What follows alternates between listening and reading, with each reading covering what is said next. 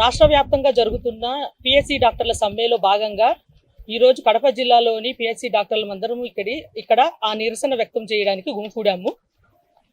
మా న్యాయపరమైన 5 డిమాండ్లను గవర్నమెంట్ ఒప్పుకోవాలని మేము సమ్మెను కొనసాగిస్తున్నాము. అందులో భాగంగా ముఖ్యమైనది టైం బౌండ్ ప్రమోషన్స్. అంటే 20 సంవత్సరాలు దాటిన వాళ్ళు కూడా సివిల్ అసిస్టెంట్ సర్జన్ క్యాడర్లోనే ఇంకా కొనసాగుతూ ఉన్నారు పిఎస్సి డాక్టర్స్.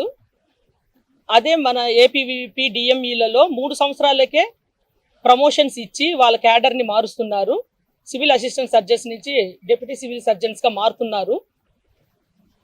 మామూలుగా పిఎస్సీలు అనేటివి మనకి అంటే పల్లెటూర్లలో మేము చేస్తున్న కష్టాన్ని గుర్తించి మేమందరం కూడా డాక్టర్స్ అనేది గుర్తించి మాకు వాళ్ళకి ఇచ్చినట్టే గౌరవంగా మాకు ఇవ్వాల్సిన టైం బౌండ్ ప్రమోషన్స్ని ఇవ్వాలని కోరుకుంటున్నాము.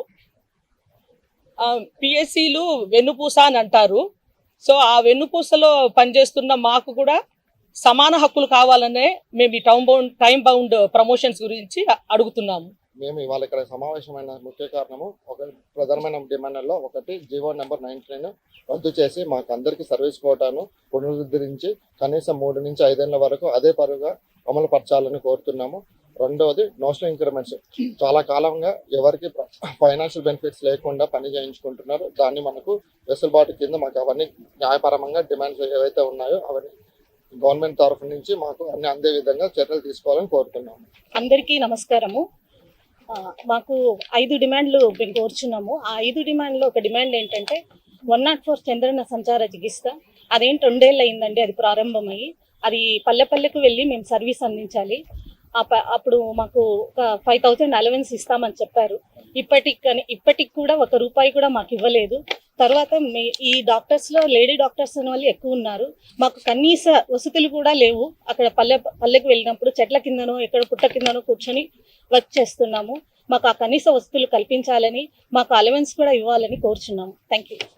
ఈరోజు చర్చల్లో మాకు సానుకూల సమాధానం గవర్నమెంట్ నుంచి రాకపోతే రేపు నుంచి చలో విజయవాడకి మేము సిద్ధంగా ఉన్నాము. స్టేట్ బాడీ ఎలా చెప్తే అలా ఫాలో అవడానికి. మమ్మల్ని ఈ రోజు చర్చల్లో మాకు సానుకూలమైన సమాధానం ఇచ్చి మా ప్రజా సేవలో మమ్మల్ని మళ్ళీ పునరుద్ధరించడానికి గవర్నమెంట్ మంచి స్టెప్ తీసుకుంటుంది, మంచి నిర్ణయం తీసుకుంటుందని ఆశిస్తున్నాము.